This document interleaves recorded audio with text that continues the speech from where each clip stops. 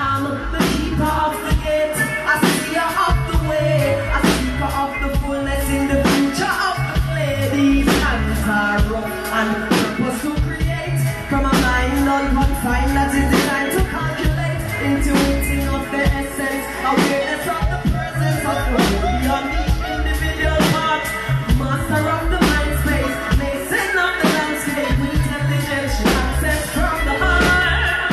A spiritual woman is the greatest threat to the status quo. The fruit she bears, the power she has access to. The world and all perception are simply too subjective. They cannot quench the yearning for the truth. The evidence magnetic, the source is alchemic, and this knowledge must be given to the youth. So there seems to be a sacrifice to those outside the temple as they fail to overstand the path she chose. Is what she willingly releases as she actively connected the forces that she's learning how to use. Spiritual woman is the greatest threat to the status quo.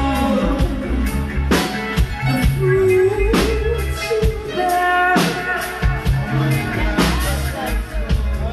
Them tell you they mustn't talk to yourself and keep away from selfishness. He brings sin to the world, so now we're punishing everyone born as a girl. This is the state of now.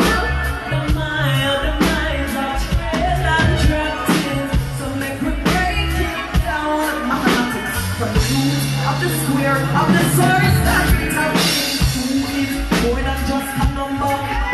It is the first evolution of life.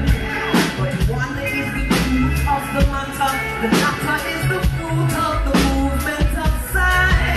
Yes, sign. S-I-N. The mathematical manifestation of life spiral. And the self-individual mind is what expansion of consciousness will help one to find. And who is a function of man? We are not separate or eliminated.